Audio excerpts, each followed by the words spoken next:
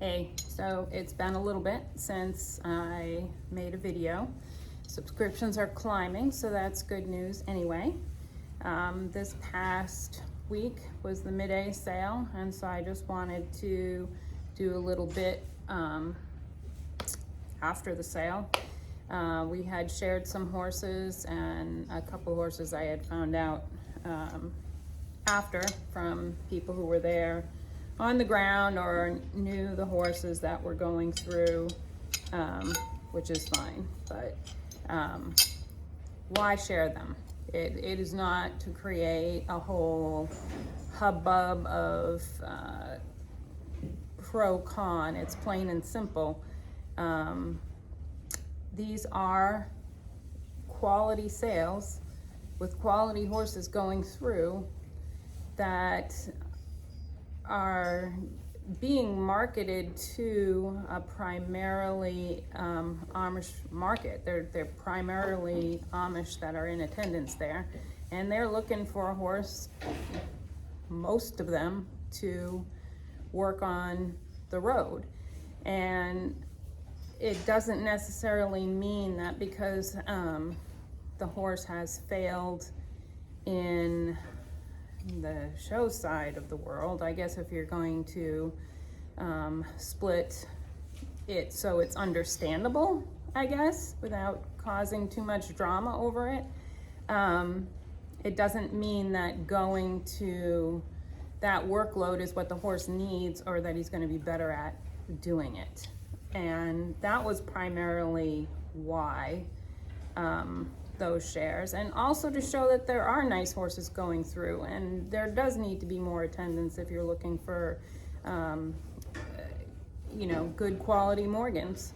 There was a lot of nice mares that went through. I will say probably average good fair market prices, and some people got lucky. I will also say that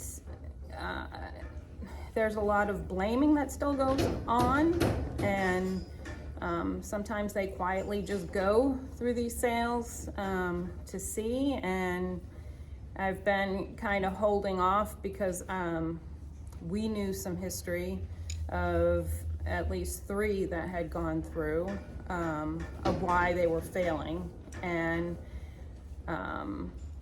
one friend was able to purchase a gelding after finding out that history and knowing that he just didn't want to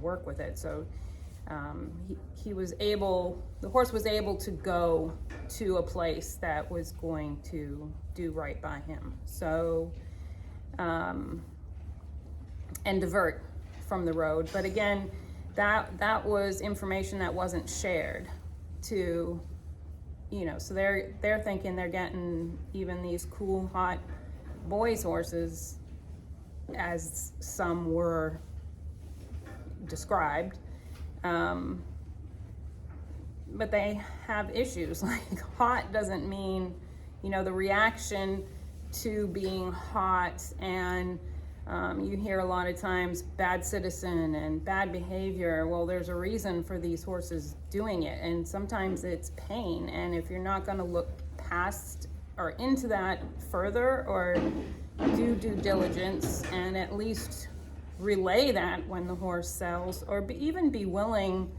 to negotiate to a home that is ready to work with that issue and come down on your price, instead let him sell through some of these sales that have no clue what they're getting. And it kind of puts the horse at risk, it puts the person at risk, and it makes them fail quicker, I feel. So I think overall,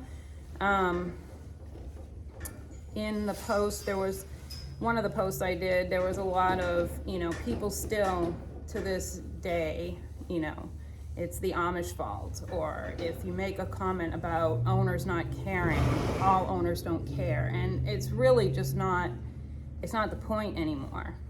People do care. It doesn't matter what side of the fence you are on. I know one of these horses was purchased by an Amish man who tries to keep them in show homes and keeps them with trainers, or off the road. Let's just say off the road. It doesn't even have to be a show horse, has potential to be a show horse, but it doesn't necessarily need to be a road horse. So they realized that, and they purchased them to keep them from ending in that fate. I've talked to many who feel the same way and keep them off the road and try and work them so they do find a spot on, I guess, this side of the market, if you want to call it that. So all that is changing, and it's a bigger game too. You know, it can be a higher bid now because they do think these horses are cool too, and they do love the Morgans. So, but again, you can get some nice horses, and if you go with it with an open mind, and try and know that you're working with these horses to bring them to their best potential and not be in a rush to do it, you can end up with some really nice horses and really nice prospects down the road. There was a lot of babies that went through, and that was, you know, just young stock, so ready to do whatever.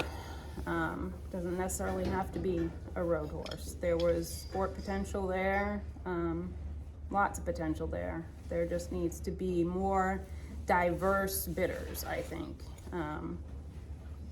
and just more honesty and being open about, you know, not being in it for the dollar, being in it for the horse more. So next up is the Buckeye Morgan sale, and that's in March. It's March 22nd and 23rd. They have a website and you can request a catalog. It's in Ashland, Ohio, and it's BuckeyeMorganSale.com, so I'll be watching for the catalog there to share. And as of right now, I am trying to get up to Tour, PA, and some surrounding farms in the area, and either make it for the Keystone sale or Mel Hoover's Morgan sale. So, and that's in June, but I will try and keep you posted. It has been very wet. We've gone from freezing to snowing to warming up to 60 to back to just steady rain and flooding. So it's been a little busy here, and I will try my best to stay back with the video. We'll talk about some adoptions too that have happened. And as always, I hope you like what you're watching. Stay tuned for more. Like and subscribe and share, and follow us on our Facebook page, Morgan SafeNet. Thanks for watching.